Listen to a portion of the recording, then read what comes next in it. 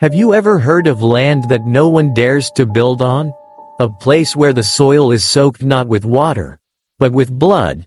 Tonight, I'll tell you the story of a cursed ground deep in the forests of Borneo. A place known as blood soil. It's said that this land is haunted by an ancient spirit, Jembalang, a bloodthirsty guardian that watches over the earth, punishing those who disturb it.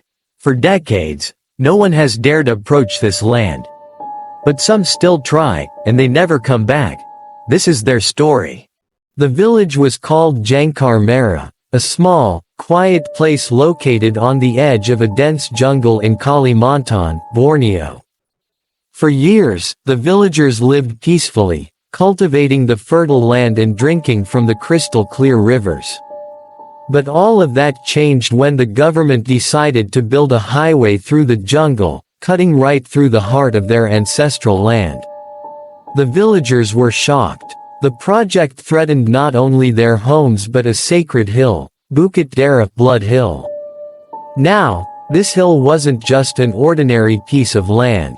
It was a site of ancient rituals, used by the elders long before the villagers settled there. The elders would perform sacred ceremonies and burial rites, keeping the balance of the land. The villagers knew the hill was sacred, dangerous even, but the developers didn't listen. They cleared the land without a second thought, pushing forward with their machines. But the moment those machines dug into the earth, something dark stirred beneath the surface. Red liquid began to seep from the soil, like blood. At first, the workers thought it was just mud. But the moment they touched it, everything changed. The workers began to disappear one by one. Some were found, their bodies twisted and rotted, as though they'd been dead for days, even though they had only been gone for a few hours. Others vanished without a trace. That was the first sign. The villagers tried to warn the authorities, but it was too late. The curse had been awakened. The land, they say, would not forgive. Jembalang, the guardian spirit of the earth, was angry. And anyone who dared disturb the sacred hill would suffer. Years passed, but the curse remained, an unspoken fear hanging over the village. However, 5 years ago, a man named Mr. Andy, an academic from Jakarta, decided to prove that the curse was just a myth. He gathered a group of students and came to Jembalang to study the so-called supernatural phenomena. The villagers warned him to stay away from Bukit Darah. They told him that the land was cursed, that no one who went there ever returned the same. But Mr. Andy was determined to prove that the story was just a local legend. "We'll just collect some data and return. Nothing to worry about," he told the villagers. And so, they set up camp near the hill. They brought cameras, recording devices, and scientific equipment to measure the land's radiation and magnetism. That night, everything seemed normal. The moon was full, and the sounds of the jungle filled the air. But as they reviewed the footage later, something strange appeared on the tape, whispers, soft and unintelligible. Then, a low groan, like someone in pain, echoed through the recording. The next night, they ventured deeper into the jungle, setting up equipment closer to the hill. But as soon as they started digging, the ground began to tremble. The air grew thick, and a chill ran down their spines.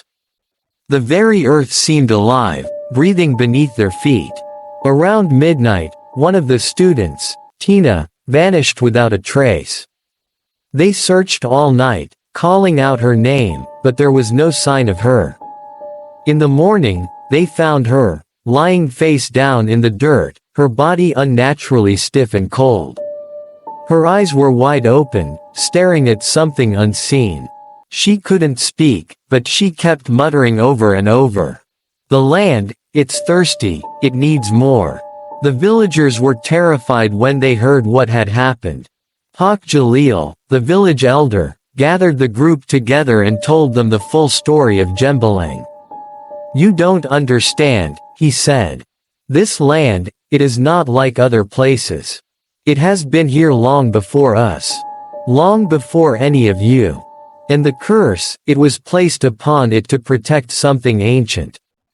It feeds on the souls of those who disturb it." Haq Jalil explained that, long ago, every 10 years, the elders would perform a blood sacrifice to keep the Jembalang at bay. The land would be appeased, and the village would remain safe. But when the outsiders came and tore the land apart, the ritual was disrupted.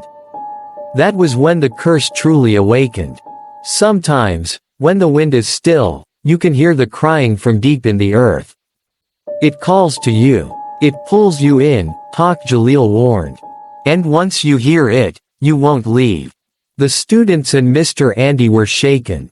But despite the warnings, some of them refused to believe. They decided to investigate further. They set up cameras again, but this time, they live-streamed their expedition to the world. As they approached the hill, the atmosphere grew heavier. The sky darkened as if the very air was alive. They were laughing, joking, trying to make light of the situation.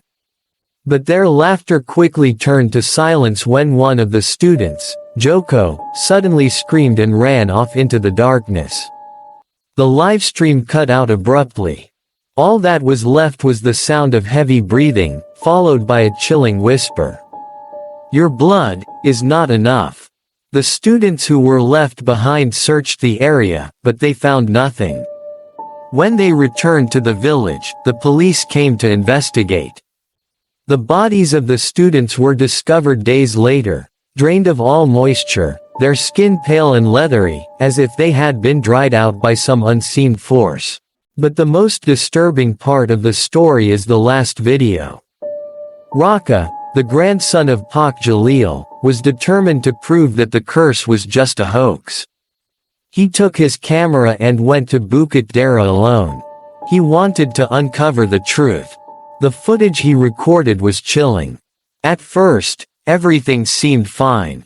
But as he walked closer to the hill, the air grew thick. Shadows flickered in the corners of the screen. Strange sounds echoed, like whispers in the wind. Then, he froze. The camera shook, and a dark shape appeared behind him. He turned, but there was nothing there. Still, the whispers grew louder. The camera fell to the ground, but before it cut out, Raka's face appeared on the screen, pale, terrified, covered in blood. His lips trembled as he whispered, "The land, it's mine, you should have stayed away." The video ended with a loud screech, and Raka was never seen again. His body was never found. So, if you ever find yourself in the jungles of Borneo, and you come across a patch of red soil, don't stop. Don't set foot on it. Because that land is not just dirt. It's blood soil. A place where the earth thirsts for blood, and Jembalang waits to claim those who disturb it. And if you hear whispers coming from the ground, don't listen. Because once Jembalang knows your name, it will come for you.